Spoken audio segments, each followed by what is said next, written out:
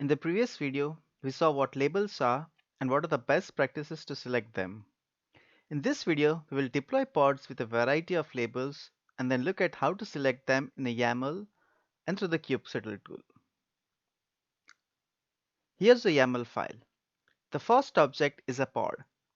It has three labels: name, stage, and owner. The labels combine to tell us that it is a Kubernetes static website owned by the digital team and in a canary stage. Canary deployment is where you release an application to a subset of users or servers. The second pod is the Kubernetes static website owned by the analytics team and in a production stage. The purpose of labeling the pods will be clear now. Let's say you want to target a service to a particular pod. To do that, you will specify a selector that helps you select the required pod. In this case, we use the selector to select the pod owned by the digital team and in a canary stage. We will now use the kubectl tool to create the resources. Kubectl apply -f labels demo.yaml. Let's check if the pods have been created and then whether the service works.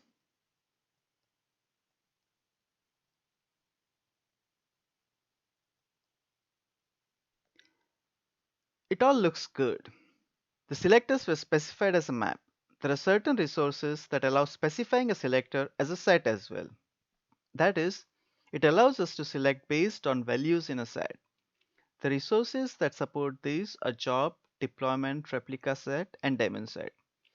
Let's look at an example of a replica set to see how it works. The file labels_replica set.yaml contains a replica set.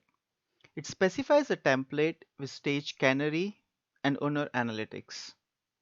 We use two different kinds of selectors to select pods that are targeted by this replica set. In match labels, we specify key value pairs of labels that we want to use to target the pods. And in match expression, we use a key, a value, and an operator.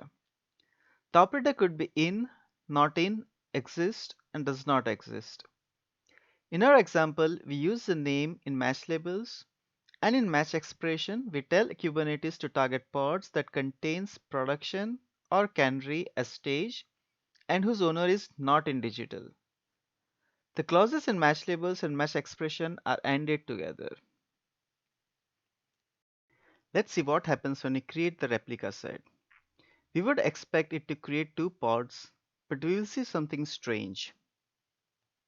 Let's get the pods. The replica set has created only one pod and not two. What's going on?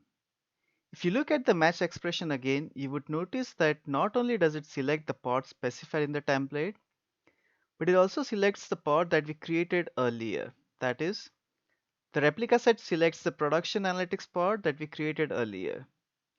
The replica set includes all pods that matches the selectors and not just the ones that it has created. We now quickly look at some example of how to use the selectors in the kubectl tool.